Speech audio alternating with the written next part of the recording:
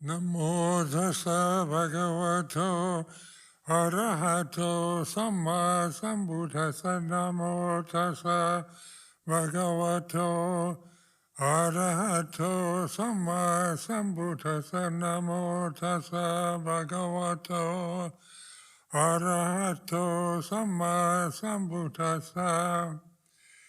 Aparuta de sangamata satavara Nisodavanta babunjantu satang.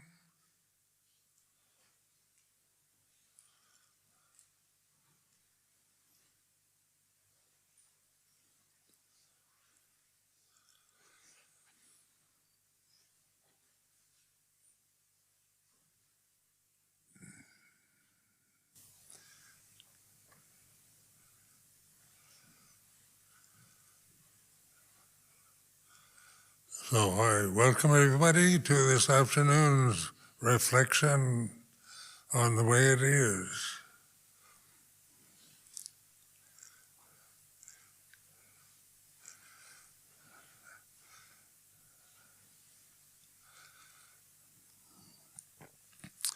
And this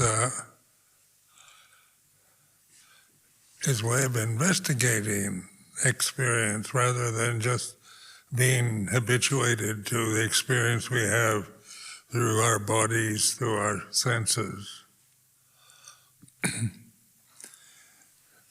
So the basic delusion that humanity suffers from is identity with the physical form. So that's where the trouble comes, because physically we're very different looking, or different races, different genders. And so this identity is an assumed identity. It's not what you really are. No matter how many times you've been told that you are, you're not that. You don't have an identity in Dhamma, in reality. And so this is where the Buddhist teachings are always to investigate and find out for yourself. So this is a challenge we all face, because we're highly conditioned to believe what we've been told, what we've been told is right and wrong, good and bad. We've been educated, we have languages we speak to describe good and bad, right and wrong, male and female. All these are conditioned, are sankharas, or phenomena. So like language itself is phenomena. And yet we are, influenced by language, like propaganda that we hear,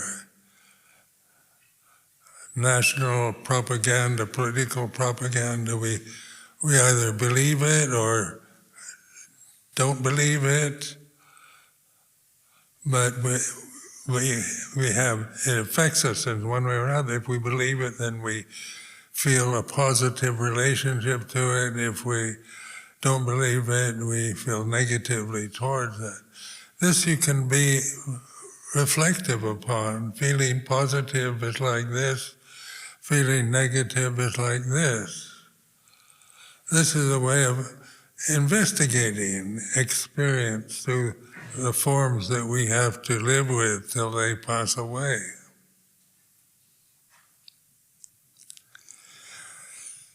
And during my monastic life, I've meditated a lot on language, because being educated, being an English speaker, being brought up in a democratic system in the United States, and being brought up as a Christian, being brought up as a white person, the color of the skin, all these identities, one forms a feeling. You have feelings about them. But what is aware of feeling and phenomena is conscious awareness. So consciousness, pure consciousness, which isn't through the senses, because the senses themselves are sankharas, are phenomenal, subject to deterioration. But consciousness itself doesn't deteriorate. The senses deteriorate, the eyes dim, the hearing becomes difficult, the smell, taste, touch, thinking, we lose our memories. When we get old, we have senior moments, we get dementia, Alzheimer's, where all that we've learned, no matter how well educated we might be, we lose. But consciousness doesn't ever get lost, even if you're with dementia, with Alzheimer's,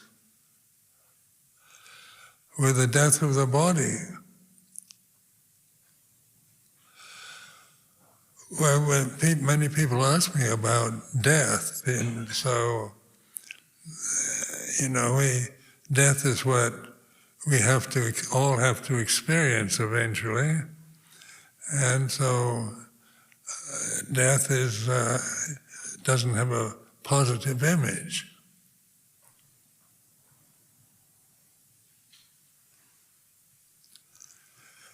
So we feel when somebody we love, our mother or father or best friend or our pet, our favorite cat or dog pass away, then we feel a sadness or sorrow or grief. That can be reflected upon. It's like this. Feeling grief at the loss of a loved one is like this. And this is a position of the witnessing to the way it is. And the teaching, all conditions are impermanent, is a wisdom teaching.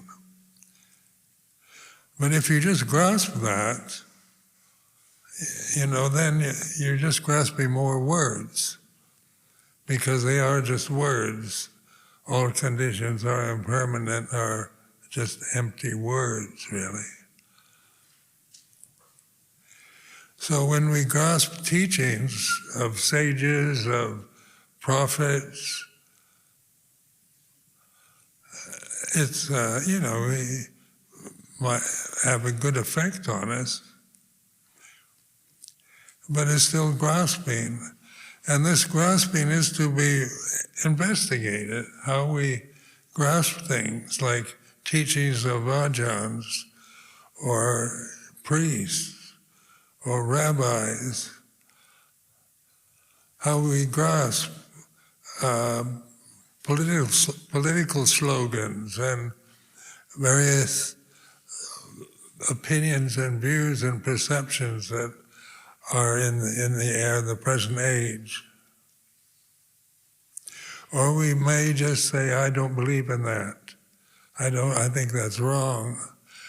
And so we still form a belief about something that we've heard is wrong.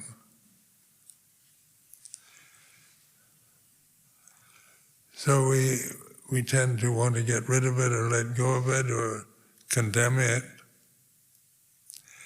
But all these mental states of wanting to let go of what you don't like, of trying to deny and criticize and blame, is still a grasping of sankharas, of phenomena, of conditions. So this grasping is to be investigated, because with awareness, with mindfulness, with conscious awareness, we are in the witness position of just being the witness to the way it is. All conditions are impermanent, and then we don't grasp that. We believe it, or maybe we want to prove it. Maybe it's not true. Maybe there's conditions that are permanent. These are questions we ask ourselves. And they're reasonable questions, because the questioning state is a witnessing. If we just believe blindly in what people tell us, that's one thing. We become addicted to propaganda, to racial biases, prejudices of various kinds. We become addicted to them. Now, words themselves, no matter how wise they seem, are still phenomena, because they're made up, they're created, they're formed. Like the word Buddha is a created form, or Dhamma, or Sangha. All these are created forms. It's not to diminish their importance, but to realize that by grasping these words blindly, we tend to see things through a bias, a perception. So when you become a Buddhist, then you adopt the Buddhist teachings, the Buddhist perceptions. So one tends to interpret things through the words of the Buddha. But the Buddha's teaching was to investigate, not to just grasp what the historical Buddha said, but the Four Noble Truths is about investigating, not about just grasping Four Noble Truths. Now we can witness words, our thinking process. We're not just enslaved by what we think, what we feel. These are conditions. We're not helpless victims of our conditioning that we might think we are. Like a lot of modern day psychology is, we've become victims because of abuse in the past when we were children, or being bullied or brutalized by somebody else. We can, we tend to want to think that this has destroyed us or something wrong with us. Because memories of being brutalized or abused are unpleasant memories. And when we don't reflect on the way it is, then we tend to see ourselves in terms of victims of fate, of misfortune.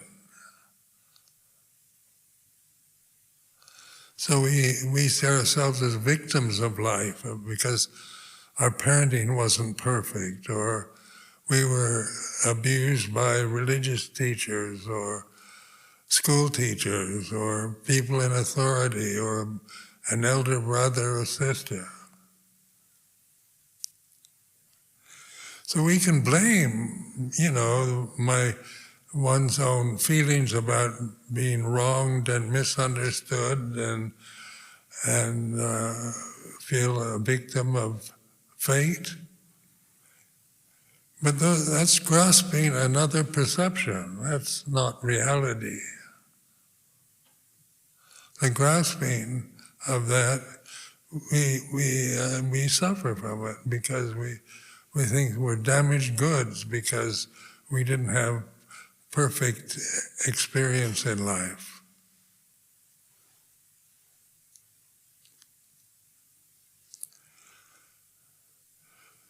So I explored just language itself, because I like thinking, I like intellectual challenges,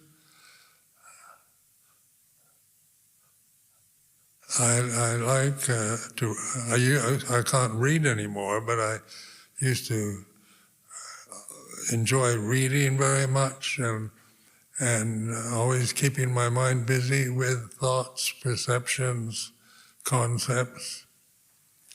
But then, when I really started investigating words, I began to see, how just how something, a bias can somebody tells you, like I was brought up as a high church Anglican,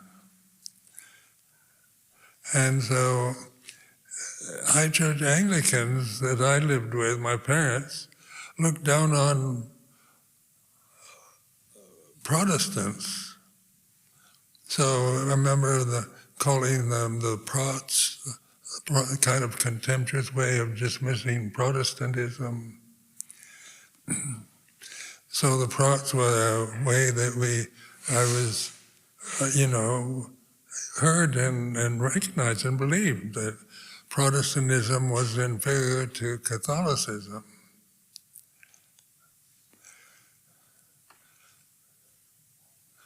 Then in my interest in Buddhism, I first became interested in Zen, Buddhism through Zen teachings that were popular in the 1950s. And then I developed prejudice against, like I remember reading Aldous Huxley's books where he condemns, as Theravada Buddhism is just about moral precepts, nothing of interest. So I didn't really investigate Theravada Buddhism because I had great respect in what Aldous Huxley said. So I never investigated Theravada Buddhism until I went to live in Southeast Asia in 1963.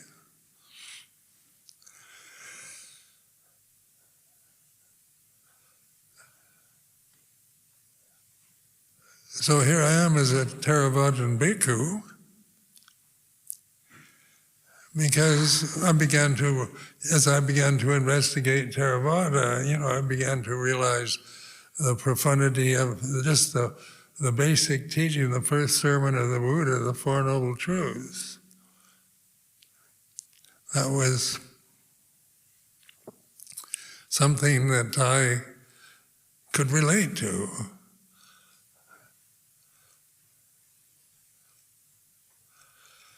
But even Four Noble Truths are words.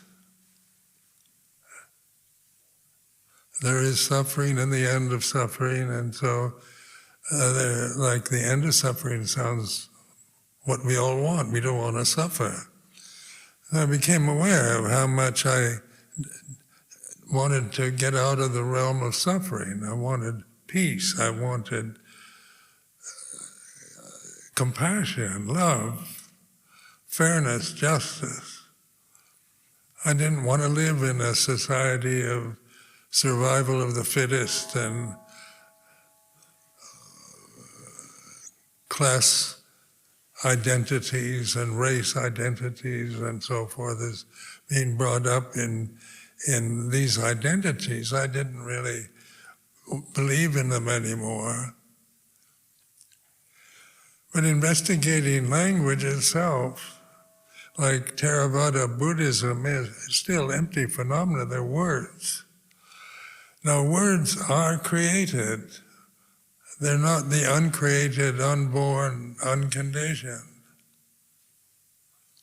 So even Pali,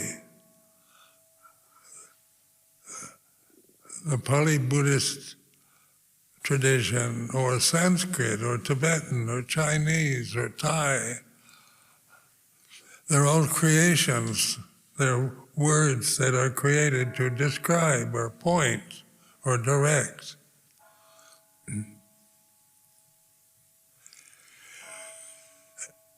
So then I had this insight, I had to stop thinking. So I determined to practice not thinking.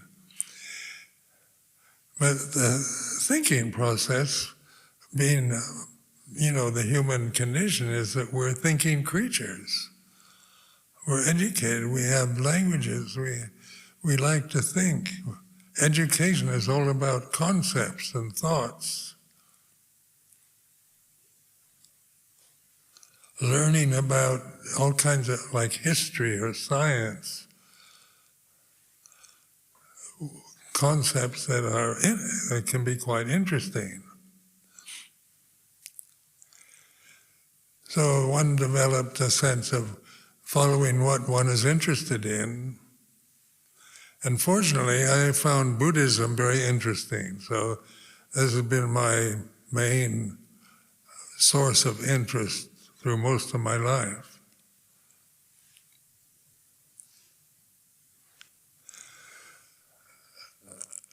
And I remember having insight into pure conscious awareness where there's no thought. When I talk about the sound of silence, or the silent consciousness that's silent, without words. And so I recognize this through investigating my thinking process. I just started deliberately thinking, intentionally thinking, intelligent thoughts or stupid thoughts, virtuous thoughts, sinful thoughts. And I could see that the thoughts, no matter what their quality might be, whether they're virtuous or sinful, are just phenomenal. They come and go. But they affect us in how we relate to life. Like the word sin itself is a powerful word in English-speaking countries. In Thailand, in Thai, sin is morality. So it's kind of strange that the Thai word for morality is sila, or they shorten it to sin. So the word sin, is a sinner, one who's wrong, who's bad, who does bad things, thinks bad thoughts.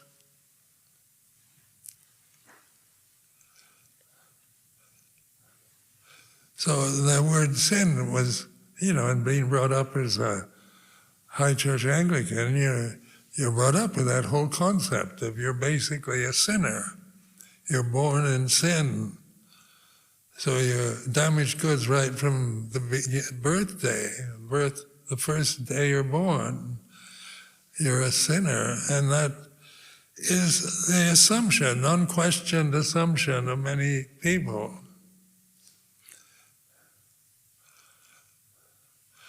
Like a newborn baby, how can it sin? It doesn't, it's limited in its ability to do anything. It doesn't have a language, doesn't think, but it feels. So words have effect on us, like believing in God. It's a sin not to believe in God. And so then when you start questioning, and then there's atheists who don't believe in God. They said there is no God, and other theists say there is God. But these are all empty words, phenomena, conditions.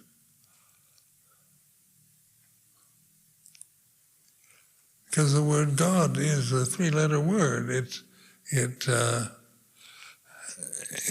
comes and goes. It has no permanent stability, and yet we assume, just by telling us when we're innocent children that we must believe in God, that we do so, and it because it's frightening to be condemned to hell for not believing.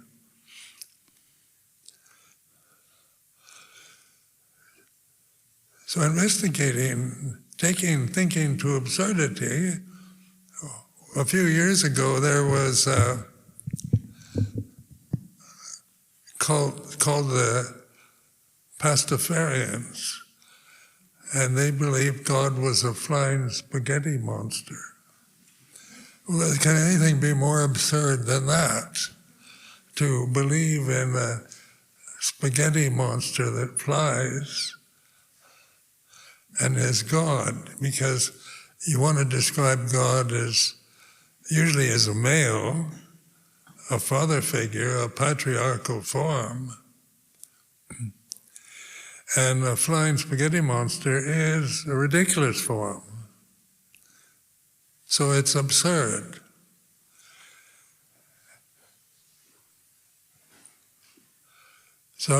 But people do believe in things like that. Believe in the most absurd perceptions that you can think, because they don't investigate words or thoughts or understand themselves. They just operate from conditioning.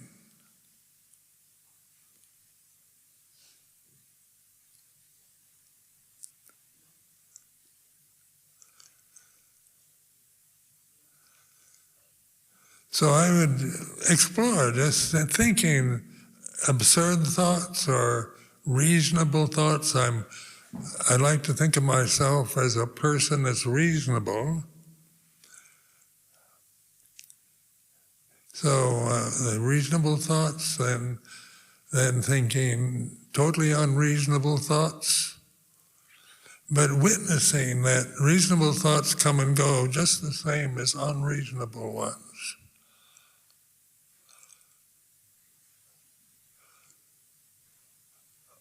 The ultimate God is still a perception of words as much as the flying spaghetti monster is. They're both perceptions. One seems to have reason, and we can grasp the idea of a patriarchal God, a father figure,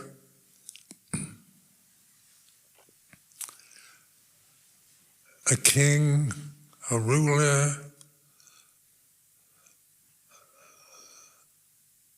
a pope, all these things, these are titles that are given to people.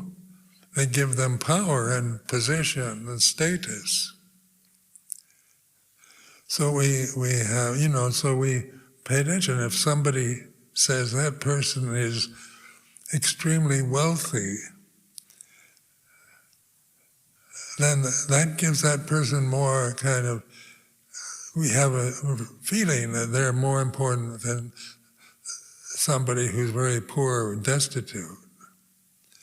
It's just the way we're brought up to regard experience through its extremes.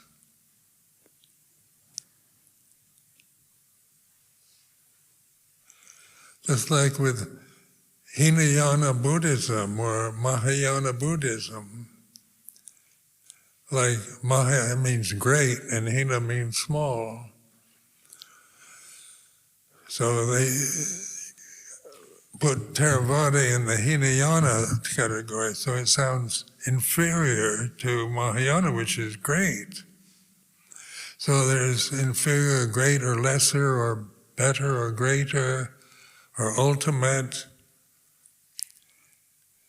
And so we're influenced by these words. Just observe how they affect us. It's interesting listening to some of these YouTube videos about IT and robots. about artificial intelligence, because there's a lot of fear propaganda going around about robots are going to take over the world.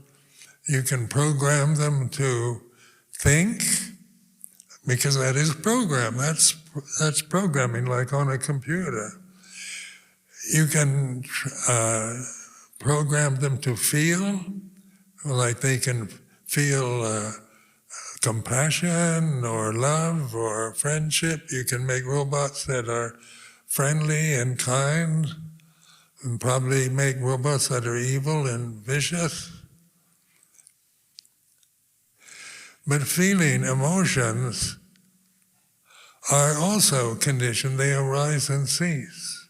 There's no kind of permanent feeling of personal love or personal fear.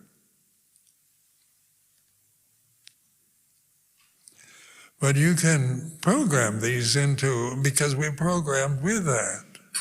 This realm that we see, hear, smell, taste, touch, that we experience through the senses, through these bodies, is about good and bad, right and wrong, pleasure and pain.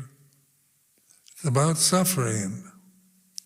And this is the first noble truth the Buddha pointed to, not as an ultimate truth, not as the ultimate reality, but a noble truth to be reflected upon, because it's the common experience we all share. All creatures share this noble truth of suffering, because this realm of sensitivity, of eyes, ears, nose, tongue, body with the brain and all that, is about gain and loss, praise and blame. That's the way it is. It's nothing wrong with it. It's just that we expect to find the end of suffering through thinking, through meditating techniques, that I, as a person, am going to not suffer anymore. If I've been practicing hard, getting my samadhi together, following the instructions, doing all the right things,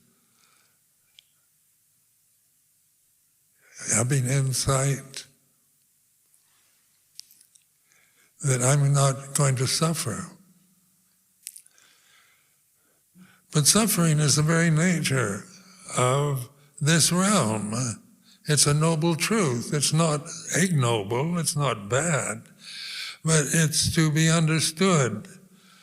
And what doesn't suffer is conscious awareness, what we call mindfulness or awareness or conscious awareness. Because consciousness isn't about feeling. It doesn't feel. So robots are not conscious. They can feel, they can think, they can have emotion. You can probably program emotions into them, but you can't program consciousness into a mechanical creature.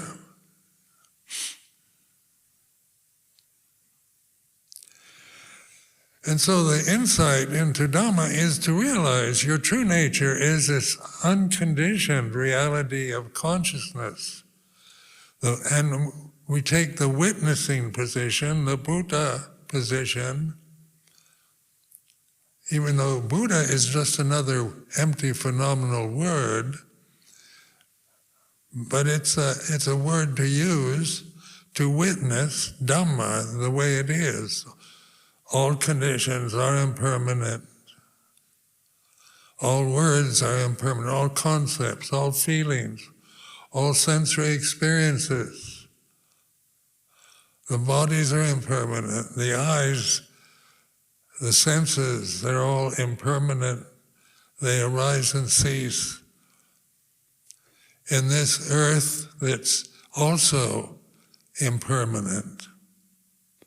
the earth, the sun, moon, and stars are impermanent. They're changing. They don't have any kind of eternal ability to sustain themselves other than through the natural forces, nature's forces of beginning and ending. So the ultimate realization is to realize that you're not any of those things. You're not a phenomena. You're not a condition. You're not a sankhara. And that's the end of suffering. That's the nirodha, or third noble truth. Suffering, there is suffering, there's the end of suffering.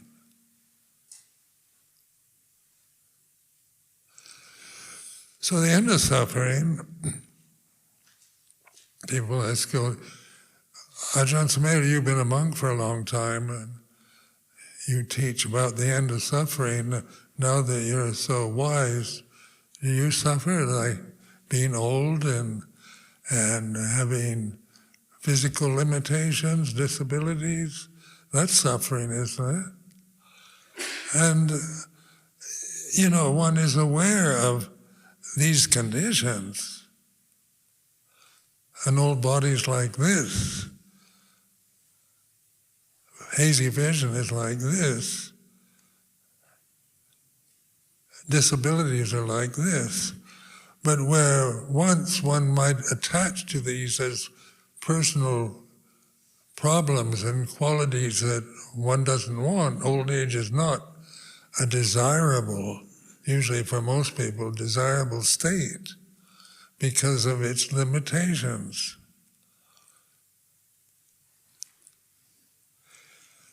But is old age suffering? Well, it can be if you grasp it. If you don't want to be older, you're afraid of death, that's suffering.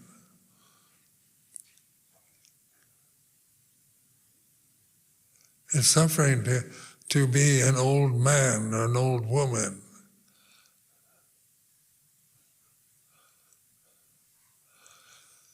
About diseases with COVID and pandemics that threaten humanity, and we hear about all these kind of predictions of the future of various viruses and pandemics that are possible, diseases that we can all be subjected to. Nobody wants them. Nobody wants to get COVID or measles or Ebola or leprosy or the flu or a cold. So as a person, they're unwantable conditions. Just the perception of COVID, COVID pandemic is something that we don't want it. We want to wear a mask and hide away.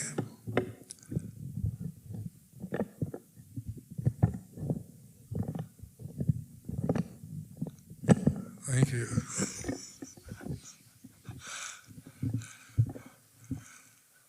Like a droopy microphone, I don't want it.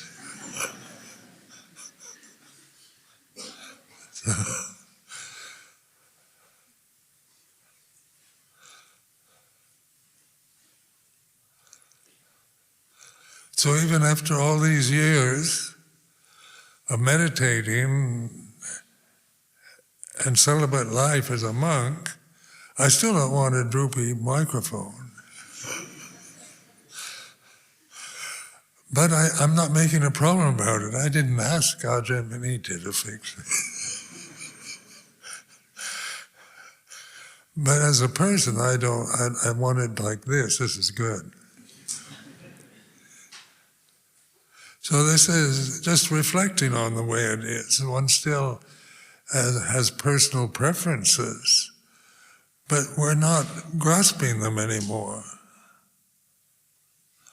This letting go, learning to release ourselves from bondage to phenomena. This is liberation, freedom, no matter how old or diseased or disabled you might eventually get to be.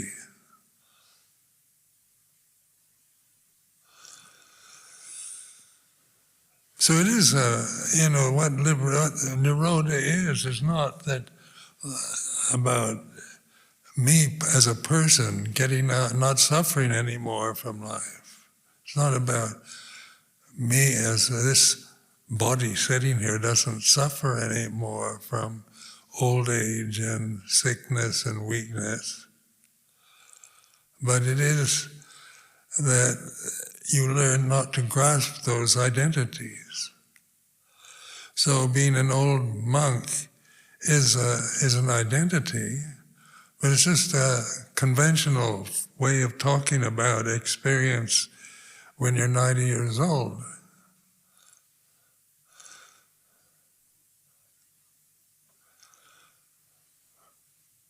So what is our real identity? And this, again, I emphasize, whether you believe it or not, is perfect. Pure conscious awareness. And that's what the Buddha encouraged us to cultivate through reflecting on the way it is.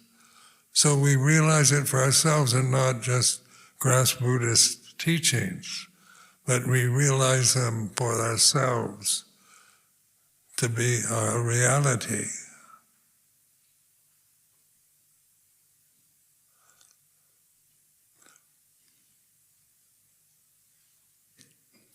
Just observe when you're kind of investigating, thinking, can you sustain a thought? Like thoughts make us feel something. Like the word democracy. That it makes me feel a certain way as being good. Or socialism, that for an American conditioned person, Americans have made socialism as absolutely evil and wrong. And then communism, my generation, we were brought up about the evil forces of communism. Communism's really bad, socialism is getting there, and democracy is fair and just and all right. Everybody wants democratic justice, fairness, which is true. We all want fairness, justice, to be respected, to be loved, to be listened to. These are all desirable qualities that we as separate personalities seek. At least most of us.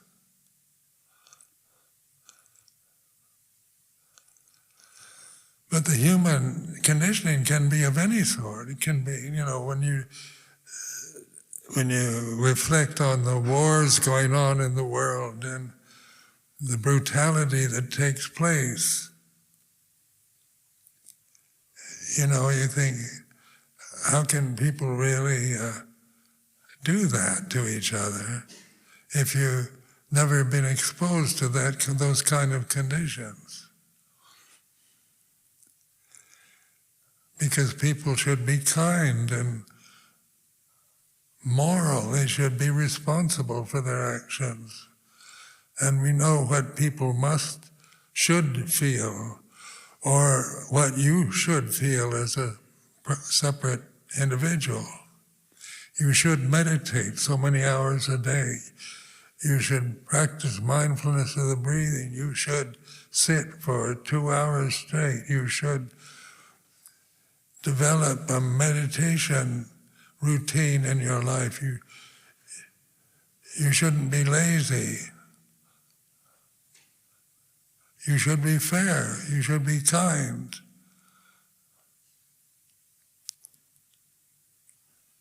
These are all the shoulds of life, which we can take very personally, because I noticed after giving a 10-day retreat to people get very inspired about meditation. And they ask me, how should they practice when they go home? How many hours a day should they devote to meditation?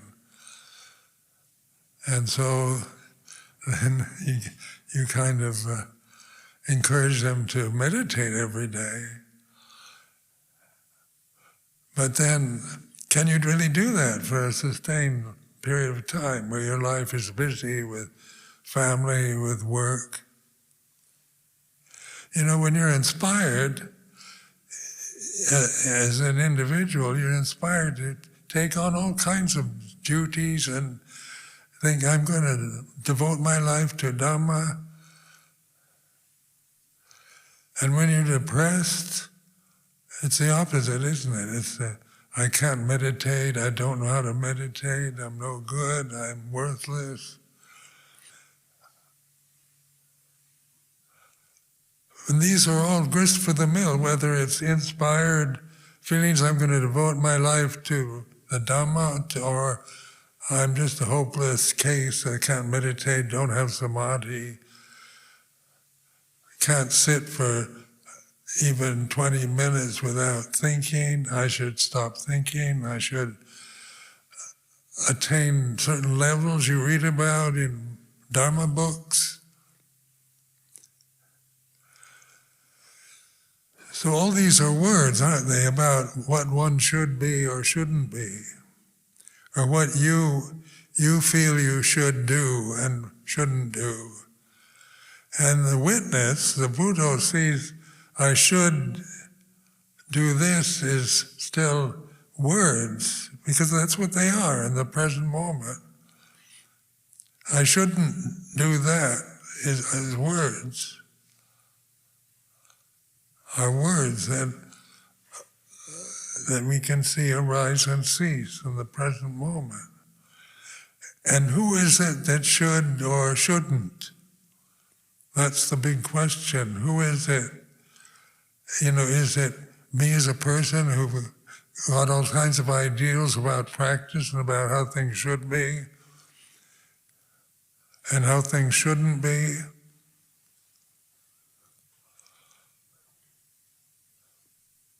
Or abide in the present moment, learn to relax with life.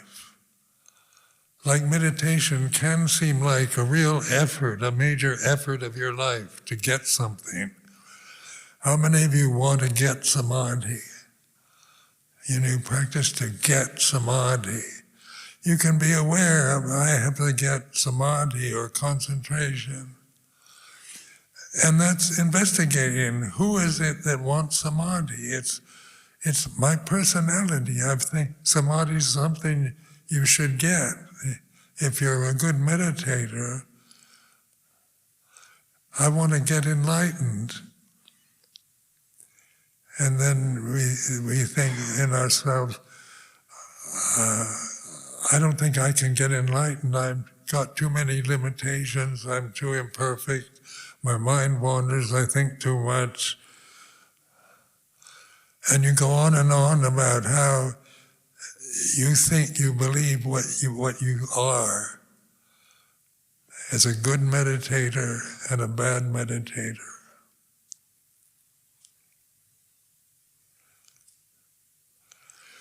But who is the witness of a good meditator is like this or a bad meditator is like this? That is developing wisdom. All conditions are impermanent. I can say that with certainty because I've investigated, not because I'm a Theravada Buddhist and believe the teachings of the Four Noble Truths, but because I've investigated these conditions. The inspired moment is we like that. to be inspired, to devote oneself to Dhamma, to practice, to ordain as a monk or a nun, to become something better than what you believe you are, to devote yourself to noble causes. These are inspiring words. They're noble. But the first noble truth is there is suffering. And that's to be understood, to be investigated. And so that's bhavana, or meditation. Ultimate meditation is investigating. Finding out for yourself.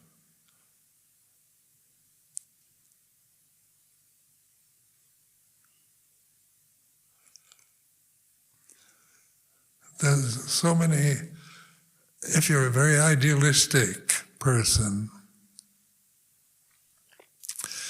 you notice how critical you can be. If you join the Sangha, become a bhikkhu or a siladhara or an anagarika, then of course you can be inspired at first. And then as you live in a community, you can be very critical. That's just the way it is. The mind is inspiration, takes us somewhere. It's not wrong to be inspired, but it is impermanent. You can't just depend on inspiration for meditation practice. Even when you're depressed, you can't practice, I'm depressed, life isn't treating me bad, and well, if you just listen to that, who's depressed? There's depression, there's negative thoughts, feelings of failure or worthlessness or fear. They're like this, they are phenomena that come and go. So even depression is not an obstruction to enlightenment, to seeing things as they are. When we expect to be inspired all the time, like in Thailand, learning to live with Thai monks before Westerners started coming. First, I was so inspired. I thought all of Ajahn Chah's disciples were arahants. When I first came, I kind of had this very idealistic view of Luang Por Chah and the monks that were there at the time. And then living there for a while, I became very critical of some of them. There were monks I liked and monks I didn't like, and so this was, at first inspiration brought me to Wat Pah Pong, brought me to meet Luang Por Chah, so that was very good. I'm very thankful for that. But then the ultimate reality, living with Luang Por Chah, living with Thai monks whose language I couldn't speak, was like this.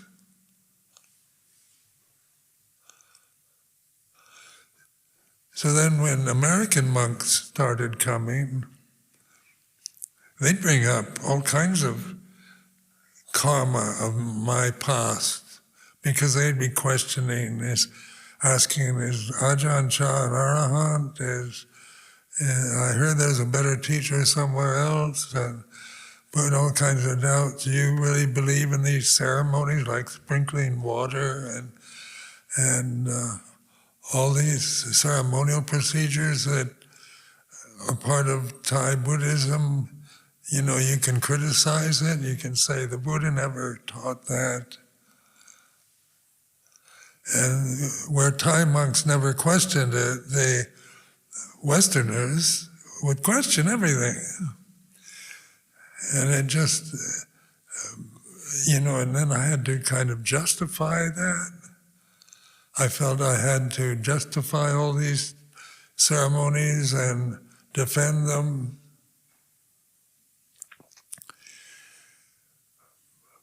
But because of the directness of the practice with Ajahn Chah, was always to be the witness, the Bhutto, the witness of our feelings, I could develop. I began to see how, whether you believe in Buddhism or like Ajahn Chah, or is all these Vinaya rules, are they necessary? They've got, some of them don't make sense in modern day concepts. So then you start doubting when I first heard the recitation of the Patimokkha, I thought, that's amazing. This monk can sit and recite in Pali 227 precepts in a very rapid way where you couldn't really grasp any of them.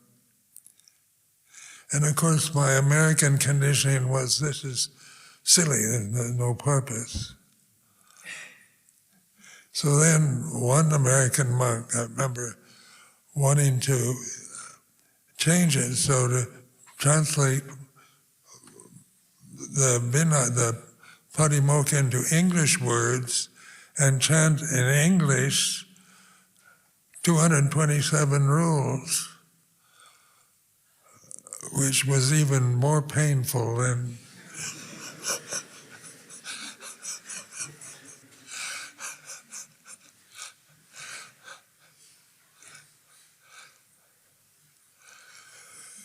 but that's, the mind was critical of ceremony. And being brought up as an Anglo-Catholic, I thought, I was very ceremonial.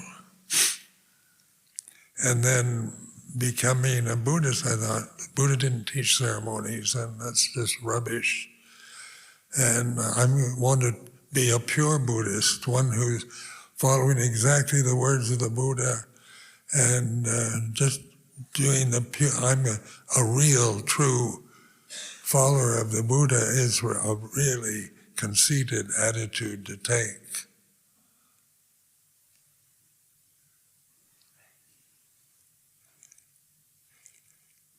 Because tradition, like the Thai forest tradition, is like this. We can criticize it, according to our cultural backgrounds, our views and opinions. But basically it works.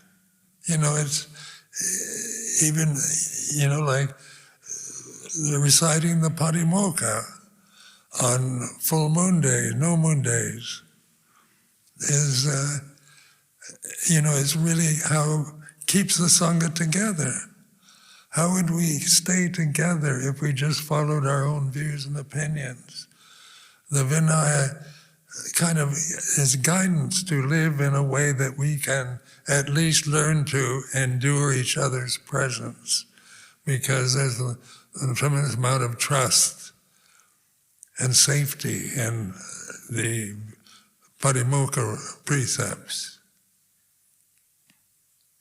So that's what my insight. The ceremony is like sprinkling water on people. Even Luang Por Chah would make fun of it. He'd say they like to take baths or something. But he still did it because it is part of a tradition in Thailand that lay people who aren't meditators are accustomed to. It gives you a sense of security to be sprinkled with water by a monk. And I can understand that. It's somehow like being baptized or blessed in some way in a very obvious physical form. And for lay people who don't meditate, who have no insight, then that is something quite that gives them some faith, some hope, some good feelings. So one can justify ceremonies like that. or I can be very pure and say, I'm not going to do any of that.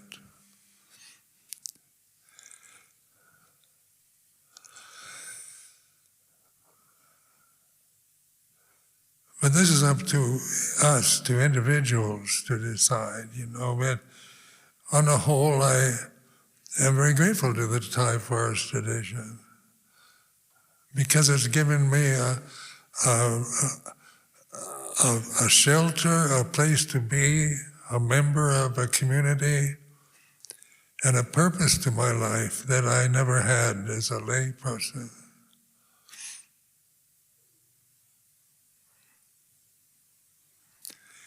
And it works. After all, this will be my 58th year as a bhikkhu.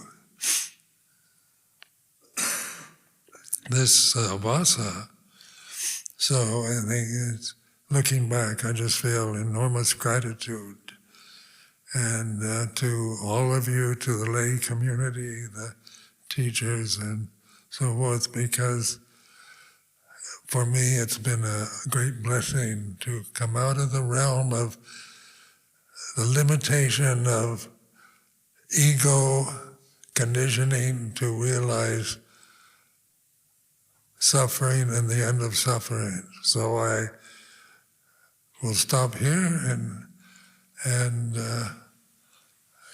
give you all my best wishes and blessings for the day on this beautiful Saturday afternoon.